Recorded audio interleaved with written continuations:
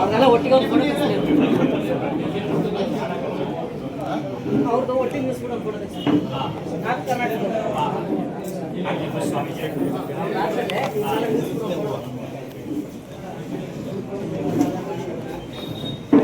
ಕೈ ಕೈ ಕೈ ಅವರೊಬ್ಬರೇ ಉಳಿತಾರೆ.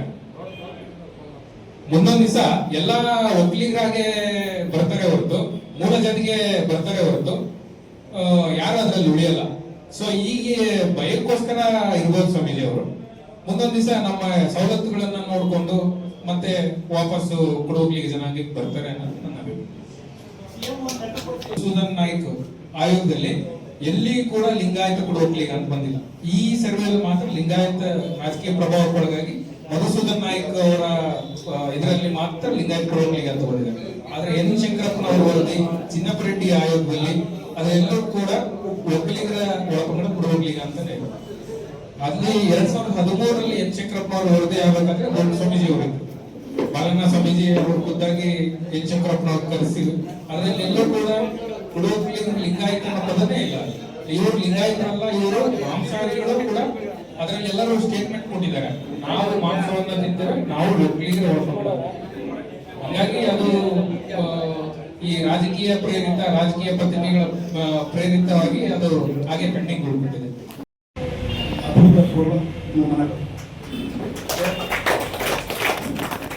ನಾನು ಒಂದ್ಸಾರಿ ಈ ಮಂಡ್ಯ ಜಿಲ್ಲೆಯಲ್ಲಿ ಅಡಿಷನಲ್ ಎಸ್ ಪಿ ಆಗಿ 11 ತಿಂಗಳು ಕೆಲಸ ಮಾಡಿದ್ದೇನೆ. ನಾನು ಎಸ್ ಪಿ ಆಗಿ 4 ತಿಂಗಳು ಲೋಕಾಯುಕ್ತದಲ್ಲಿ ಕೆಲಸ ಮಾಡಿದ್ದೇನೆ. ನಾನು ಎಸ್ ಪಿ ಆಗಬೇಕಾದ್ರೆ ನಮ್ಮ ನಾಗರಾಜ್ ಅವರು ಹೇಳಿದಂಗೆ ನಮ್ಮ ನಾಗಣ್ಣನವರ ಕೊಡುಗೆ ಅಪಾರ. ಅವರ ಹಿಂಸಾ ಹೋರಾಟದಿಂದನೇ ಎಸ್ ಪಿ ಆಗಿದ್ದು. ನಾನು 90ನೇ ಬ್ಯಾಚ್ನ ನಂಬರ್ 1 ಕೆಡೆಟ್ ಆಫ್ PES. ನಮ್ಮದು 2ನೇನಿದ್ದೆ, ಆಮೇಲೆ ಅವರಿದ್ದಾದ್ರು ನಾನು 1ನೇನು. ನಾನು ಮುಂದೆ ನಾನು ಬದಲಾಗಬೇಕಾಗಿತ್ತು ಎಸ್ ಪಿ ಇನ್ಸ್ಪೆಕ್ಟರ್ ಆಗಿ. ನಾನು 5 ವರ್ಷಕ್ಕೇನೆ SC STಗಳೆಲ್ಲ ಬೇರೆ ಹೋದ್ರು. ಹಂಗಾಗಿ ಹೋಗಿ DSP ಆದರು, ಆಮೇಲೆ SI ಆಗೇ ಇದ್ದರು. ಆಮೇಲೆ 12ನೇ ವರ್ಷಕ್ಕೆ ನಾನು ಇನ್ಸ್ಪೆಕ್ಟರ್ ಆದೆ, ಸರ್ವಿಸಿಂಗ್ ಅದೇ. ನೆಕ್ಸ್ಟ್ ನಾನು DSP ಆಗಿ DSP ಆದರು 1ನೇ ವರ್ಷಕ್ಕೆ. ನಾನು ಇಷ್ಟೇ ನಾನು ಅಂದ್ಕೊಂಡಿದ್ದೆ. ಬಟ್ ಅಹಿಂಸಾ ಹೋರಾಟ ಮತ್ತು ನಾಗರಾಜ್ ಅಂತ ನಮ್ಮ ಪುಣ್ಯಾತ್ಮ ಕುಣಿಗಲ್ ತಾಲೂಕು ಮತ್ತು ಟೀಮ್ ಅವರು ಮತ್ತು ಇನ್ನೊಬ್ಬರು ಪವಿತ್ರ ಹೋರಾಟ ನಮಗೆ ಫಲ ಕೊಡ್ತು. ಆದರೆ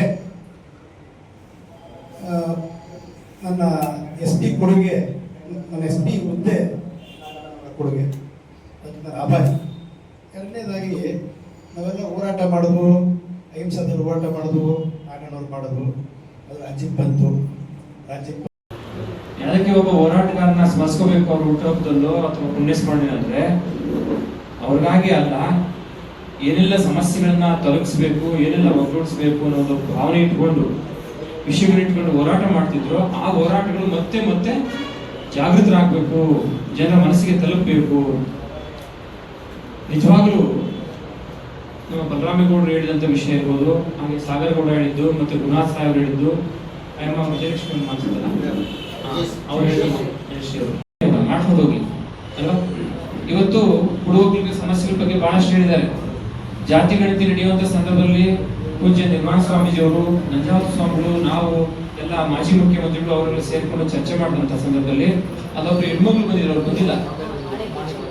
ಅಯ್ಯಮ್ಮ ಎಷ್ಟು ಹೋರಾಟ ಮಾಡುತ್ತೆ ಅಂದ್ರೆ ನನಗೆ ಅನ್ಸೋದು, ಇಂಥ ಹೆಣ್ಮಕ್ಳು ನಮ್ಮೂರಲ್ಲಿ ಇದ್ಬಿಟ್ಟಿದ್ರೆ ಎಷ್ಟೋ ಜಾಗೃತಿ ಆಗ್ಬಿಡ್ತಿದೆ ಮಕ್ಕಳ ಸಮುದಾಯ ಅಂತ.